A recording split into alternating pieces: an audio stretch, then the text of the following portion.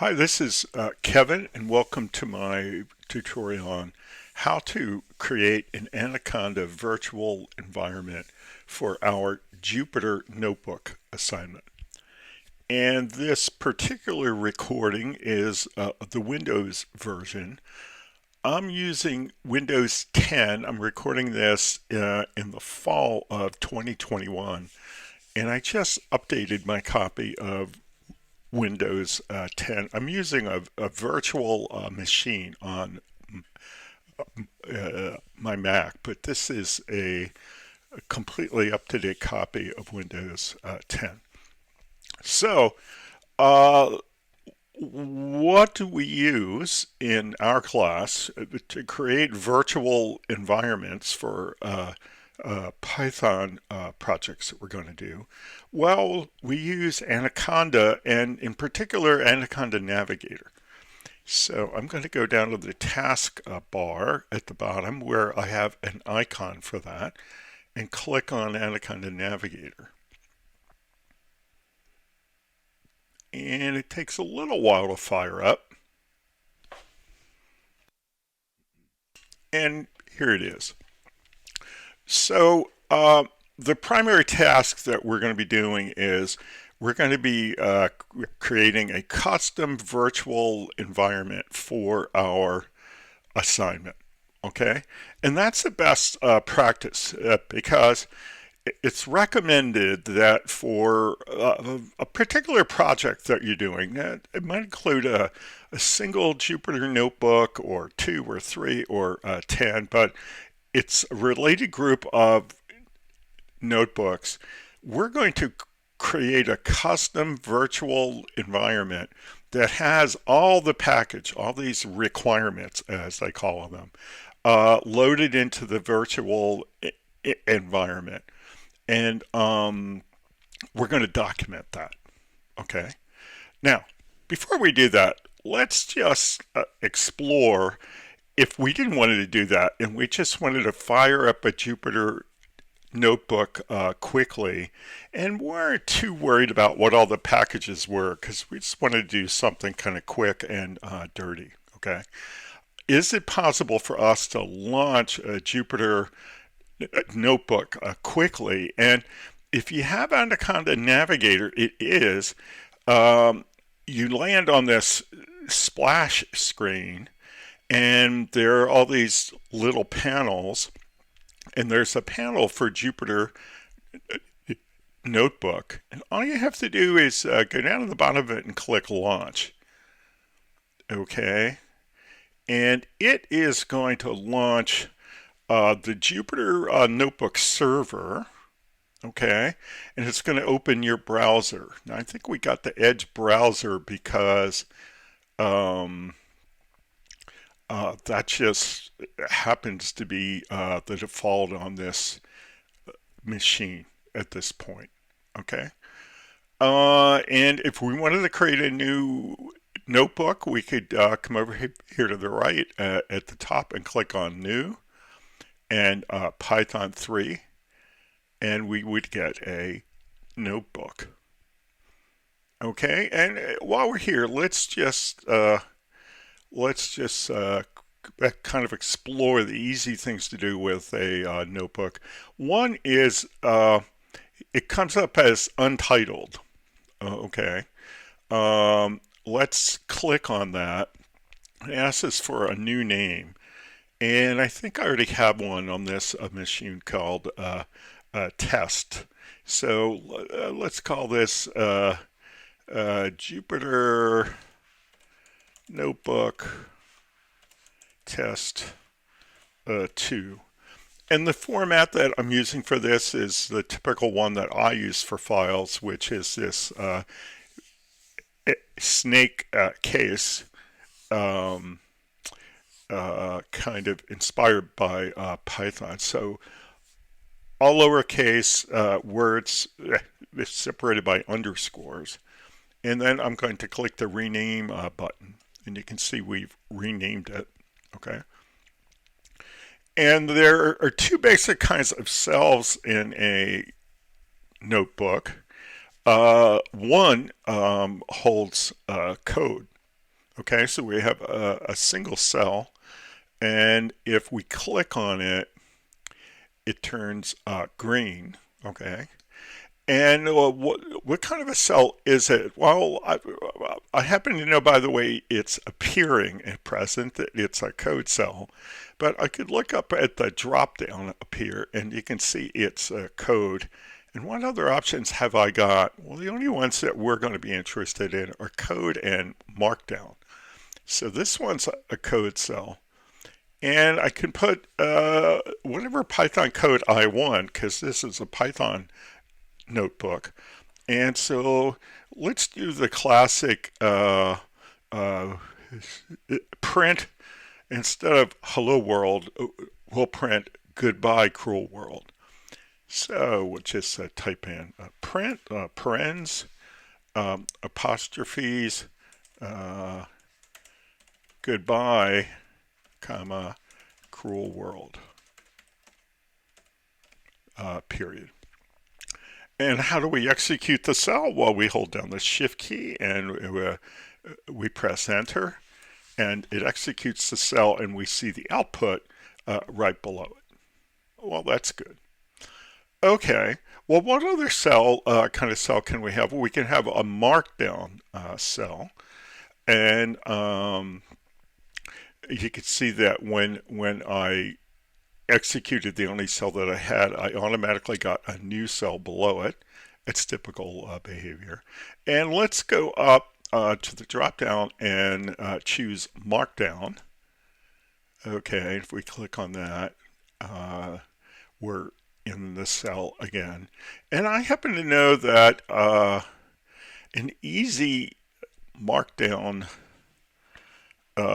syntax is one for headings.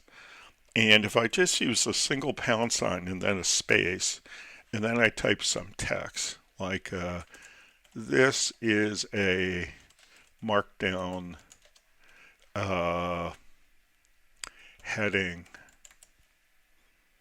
let's say big heading, okay? And again, to execute it, shift enter. And there we go. And that's typically the equivalent of what would have been an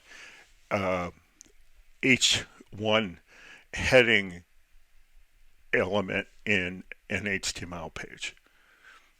Okay, so that's our content, right? And what else do we want to do? Well, maybe we're sick of working on this, so we'll just close the tab.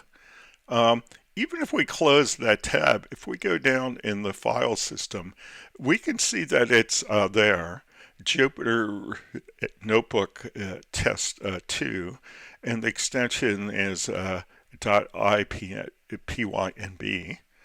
And if we look on the right side, it says it's running. Okay, so we may have closed the tab, but it's still running. If we want to just click on the name, it'll open the tab and it's still running. Okay, there we go. Another thing that we might want to do, if we go back to the main page and we go to the top, there's a tab for running notebook files, and you can see it's right there. And what if we wanted to shut it down? Well, there's a shutdown button. Now, how could I shut down the notebook server?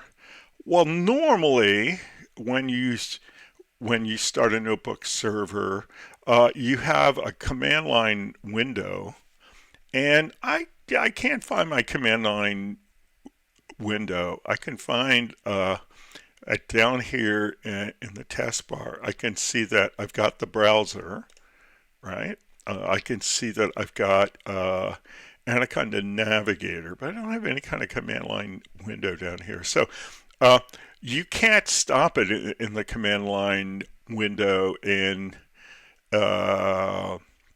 this configuration. But how could you stop it? Well, if you're on the main page for the Anaconda, I'm sorry, for the Jupyter Notebook server, it has a quit button. So we could just quit it.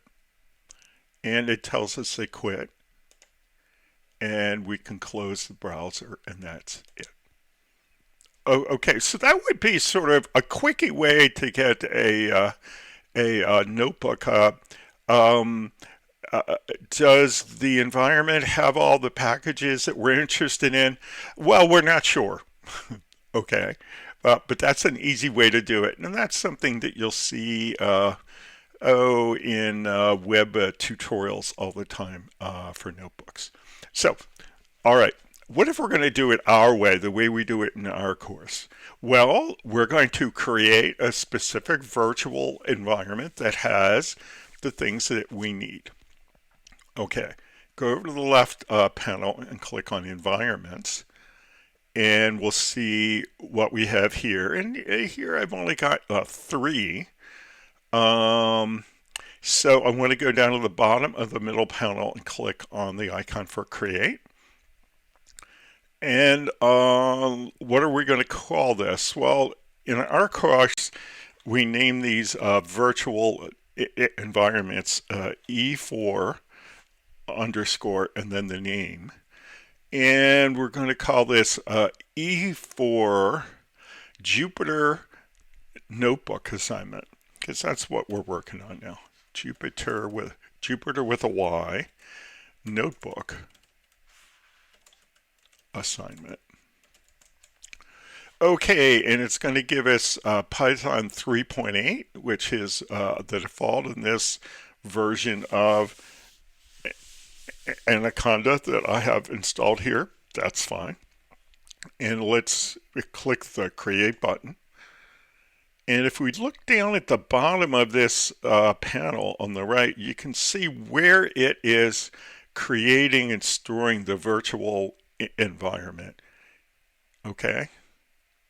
Now, why is that important? Well, when we get to PyCharm, we're going to have to point a PyCharm to our virtual environment.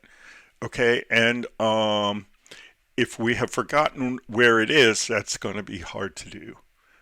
Okay, so when it's loading a virtual environment, and you'll see some action down here at the bottom of the rightmost panel, and over in this section here, you'll see the path that it's working with.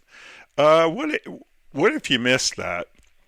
Well, you can click on another virtual environment like base, and you can see right now it's going to see users trainer 1 Anaconda 3. And if I click back on this E4 Jupyter notebook assignment and look down, it's going to see users trainer Anaconda 3 envs. So that's where it is. Let's remember that it's there. Okay, are we done yet? We're not done yet. Why? Well, we don't have any of the packages that we need. Now, for this assignment, the only extra package that we're going to bring in is are the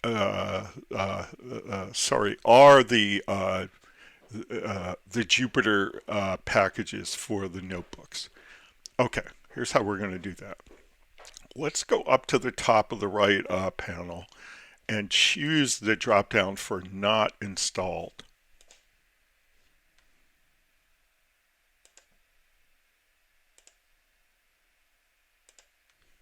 Okay, so the easiest way to do this after we pick the not installed is to go over here in this search box and type Jupyter with a Y, and press enter. And now we see all the Jupyter packages. And all we need to do is to give a check mark to the main one, Jupyter. Okay, and all the ancillary ones are going to be included automatically. So go down to the bottom right and click apply, and we can see it working. And there's a pretty long list of packages that we're going to get. And so now we're going to click apply in this install packages dialog. And you can see along the bottom that it's working again to get those packages. And again, you can see that the path to where they're being installed, in this case, C users, trainer 1, Anaconda 3 envs. Okay, so that's how we know where they are. All right, and I'm just going to pause until they're all installed.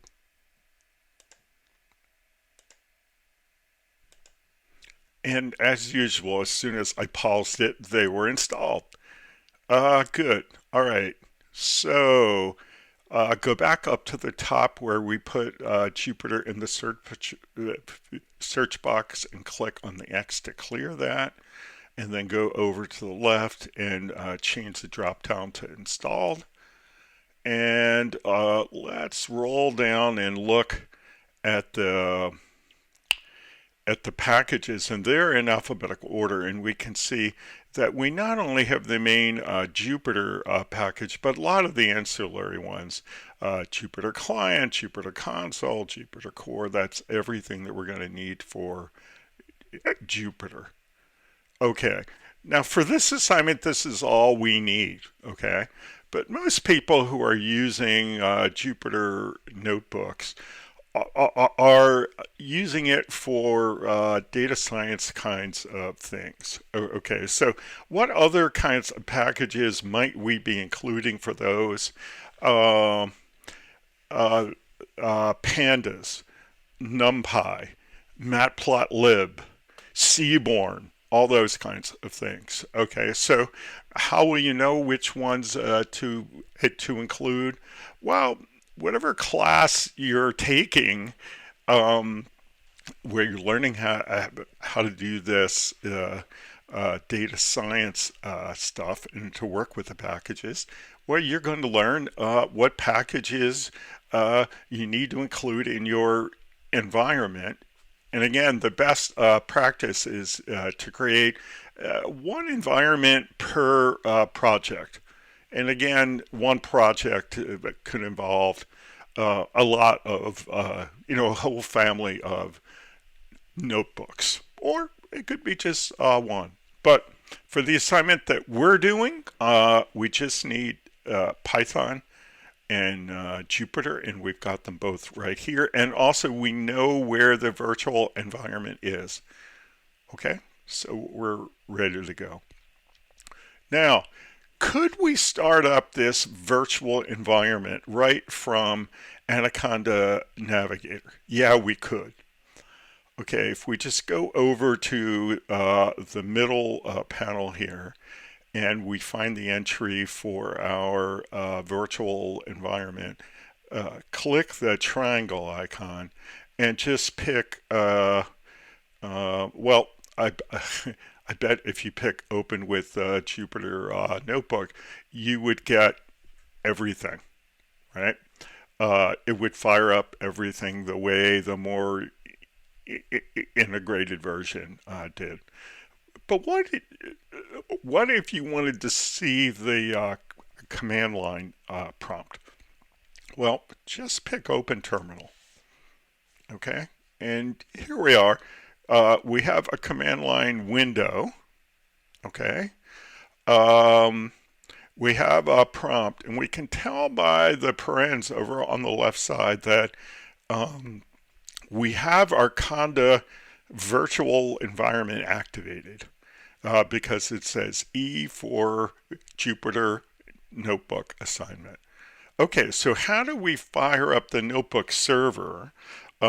We just type Jupyter, again with a Y, space notebook. And it fires it up and it starts the browser. So we're right back where we were before, and let's go find that test page that we created, the notebook. If we click on that, it opens it up, and it's right where we left it. All right, that worked fine. All right. I close the browser. What if I wanted to use another browser? You may be a person who likes Microsoft Edge, but there's a lot of practitioners who feel that they get the best support when working on their notebooks if they're working in Chrome. So let's find the right URL and open Chrome and look at that. So the right URL is right up here in the command window. It says or copy and paste one of these URLs. So I'm just going to take the second one. Okay. And that didn't seem to work. So I'm just going to highlight it. And can I right click on it? I don't seem to be able to right click here. So here's what I'm going to do. I'm going to highlight it and then I'm going to type Control C for copy. All right. And I'm going to go down the bottom and I have an icon in my taskbar for Chrome. And I'm going to fire up Chrome and I'm just going to paste the URL in the address bar. And I right clicked and I'm just going to say paste and enter. And there I am. I'm in Chrome. So for me, I'd be happier in Chrome than Edge. I don't have any experience in using this with Edge. It probably works just fine, but that's how you would do that. And again, if you wanted to stop the server from the browser, you could use the quit button. Okay, but I'm just going to close the browser and I'm going to go back and click the command line window and I'm going to stop the notebook server by, at the keyboard, I'm going to do a double Control C. And there it is. It stopped. And I can type exit, EXIT, and it not only stopped the window, but it closed it.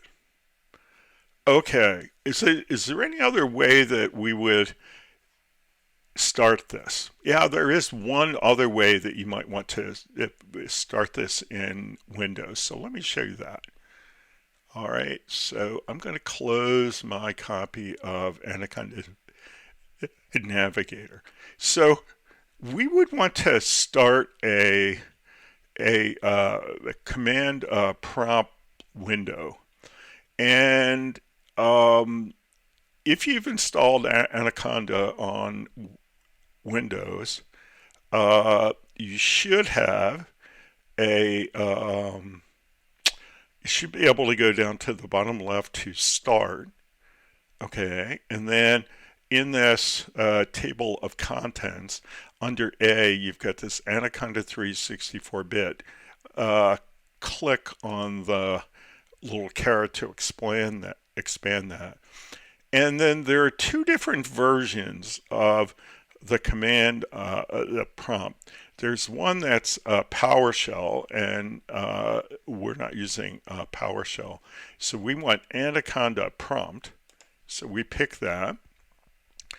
And again, you can see that we're at the command line, and we don't have our virtual environment activated. The one that's activated is the one called base. Okay. So when we're working with Anaconda at the command line, one of the things that we can do is we can use this Anaconda cheat sheet. And I've put in the current week of the course, I've put right under this tutorial, I've put a link to the Conda 4 cheat sheet, Conda 4.6 cheat sheet. And even though the most recent release of Conda is a little bit later than 4.6, this is the newest of the cheat sheets that we have available. And I've already downloaded that. I have it on my Windows virtual machine. And you'll be able to see that there's just a whole bunch of uh, command line commands that one can use. They all begin with the word conda. Okay, so that's how you find out about how to do things at the command line. So, how could we find out what virtual environments are on this machine? Well, we could type conda space env list, and we'll get a list of the virtual environments on this machine, the conda virtual environments. And I can see I do have an E4 Jupyter notebook assignment. And how do I activate that one? Well, I type conda space activate space and then the name of the virtual environment, E4 Jupyter notebook assignment, and then enter. And we can see in the parens right before the prompt that that's what's active now. Okay, and so how could I fire up the notebook server? Well, you fire up the notebook server by typing in Jupyter with a Y space notebook. And there's the Jupyter notebook server. Now, it's going to be easier to find our command prompt window here. Okay, so let's say, again, I think we've got Edge. Let's say we don't want Edge, so let's close Edge. Okay, and here is the command prompt window. It's open. And okay, it says if we want to copy and paste the URL, that we'll use one of these. So let's highlight this and do a Control C. Okay, and then let's open Chrome, and I'm going to paste with the keyboard. I'm going to do a Control V. There it is right there, and enter, and there I am. And again, if I go down the bottom, I can find the notebook that we created 22 minutes ago, right? And open it up, and there we are. Okay, and I can make any changes that I want. Okay. When I'm done, I can just close the browser window, and I can stop the server by clicking back in the command line window and at the keyboard doing a double Control C. And there we are, we're stopped. Okay, so we're going to cover quite a bit more than this in the work that we're going to be doing for this unit, but this is enough to get you comfortable with these Anaconda virtual environments, and then how to get them engaged and started on Windows. So I'm going to say bye until next time. Bye bye.